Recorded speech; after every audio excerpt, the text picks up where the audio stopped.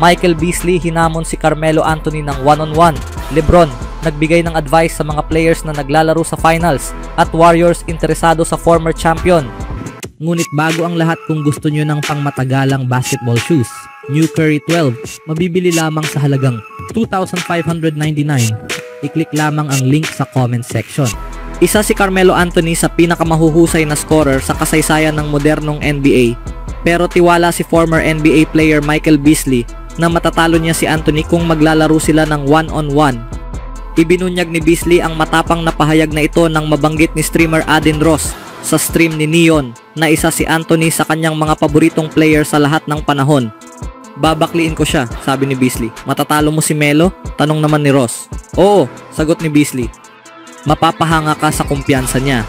Hindi pa nagbigay ng sagot si Anthony sa mga komentong ito, pero kung sakaling magharap nga sila, marahil ay sa future Hall of Famer mo ilalagay ang iyong pera, basta't nasa maayos pa siyang kondisyon.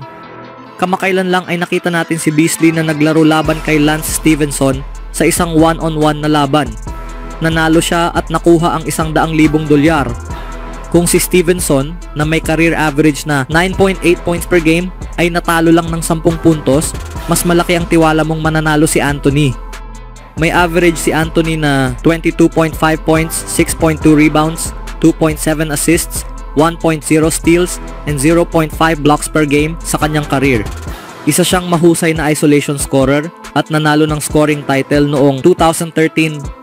May ilang superstars sa kasaysayan ng NBA na hindi talaga angkop ang laro para sa mga one-on-one, pero hindi kabilang si Anthony sa kanila.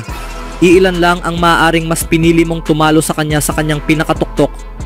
Balik naman tayo kay Beasley. Kamakailan lang ay madalas siyang nagyayabang. Sinabi niya na nilampaso raw niya si LeBron James noong nag-one-on-one sila habang magka-teammate sila sa Miami Heat. Pero ang totoo, 11 sa siyam lang ang score pabor kay Beasley, kaya't ang sinabing nilampaso ay halatang pinalabis. Tungkol naman sa mismong pahayag, matagal na nating naririnig ang kwento na tinalo ni Beasley si James tuwing nag-e-ensayo sila. Kahit tila imposibleng mangyari, mahusay naman talaga si Beasley sa isolation scoring. Noong ikatlong season niya sa NBA, may average siyang 19 na puntos sa 45% na shooting mula sa field at tila may potential siyang maging star. Sa kasamaang palad, hanggang doon na lang ang narating ng pangalawang pick sa 2008 NBA draft at unti-unti nang bumagsak ang kanyang career. Iniulat na kulang sa profesionalismo si Beasley at nagkaroon siya ng ilang issue sa labas ng court, kabilang na ang droga. Dahil dito, hindi niya tuluyang naabot ang kanyang tunay na potensyal. Ang huli niyang laro sa NBA ay noong 30 taon pa lang siya at nakakalungkot na ganoon ang kinahinatnan ng kanyang career. Habang nagyayabang si Beasley tungkol sa di umano'y paglampaso kay James, kamakailan lang ay pinuri rin niya ito at tinawag na greatest of all time. Sa sumunod na balita naman, kaunti lamang ang mga player sa kasaysayan ng liga na may mas maraming karanasan sa NBA Finals kaysa sa superstar ng Los Angeles Lakers na si LeBron James. Sa katunayan, tie si LeBron kay Lakers legend Kareem Abdul-Jabbar sa ikatlong pinakamaraming NBA Finals appearances sa kasaysayan ng liga na may 10. Siyempre, sa panahon ngayon, iba na ang karanasan sa finals kumpara noon dahil sa dami ng atensyon ng media at mga obligasyon. Mas marami ng aspeto ang kailangang paghandaan bukod sa simpleng pagpasok sa court at paglalaro.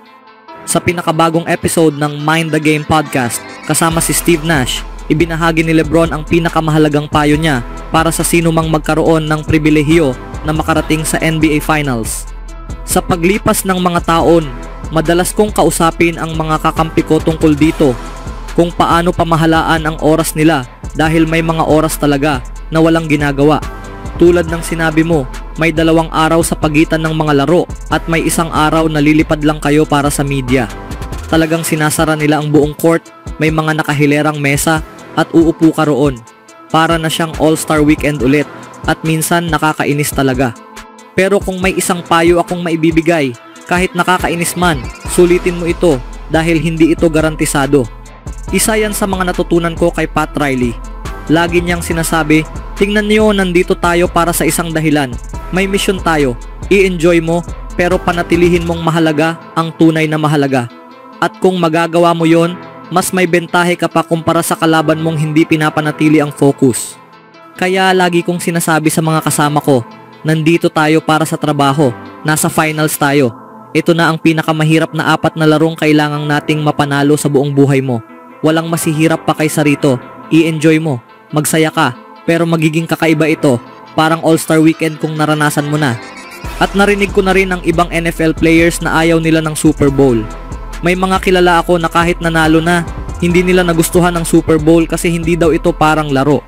Para lang daw itong negosyo, parang palabas, at hindi talaga parang totoong game. Minsan ganun din ang pakiramdam sa finals. Pero masaya, sasabihin ko sa inyo, masaya ito. Sa dami ng nangyayari at sa sobrang atensyon mula sa media at fans, napakadaling mawala sa focus at makalimutan kung bakit ka naroon. Kaya para kay LeBron, napakahalaga na manatiling nakatuon sa main thing. Isang aral na natutunan niya kay Pat Riley na siya ring nagdala sa Lakers sa finals ng 7 beses sa loob ng 8 taon bilang head coach. Naniniwala si James na mahalaga ang focus at kalmado sa NBA Finals. Para sa kanya, hindi importante kung maliit ang market ng team, ang kwento at husay ng team ang dapat bigyang halaga. Sa huling balita, kita namang kailangan ng Golden State Warriors ng dagdag na puwersa sa kanilang front court ngayong summer. Kulang sa tunay na laki ang rotation ni Steve Kerr at naging lehitimong problema na ito sa loob ng ilang taon. Ngayong nasa huling yugto na ng kanyang karir si Draymond Green, hindi na maaasahan ni Kerr na siya ang magiging sentro ng depensa tulad noong kasagsagan ng kanyang laro. Ayon kay Jake Fisher, isa ang Warriors sa mga team na laging dapat bantayan pagdating kay Bobby Portis. Maaaring makatulong ang former champion sa pagsasaayos ng ilang problema ng team sa front court. Si Portis, 30 taon, ay magiging unrestricted free agent ngayong off-season at posible siyang lumipat ng team, lalo na kung plano ng Milwaukee Bucks na pabatahin ang roster sa paligid ni Giannis Antetokounmpo.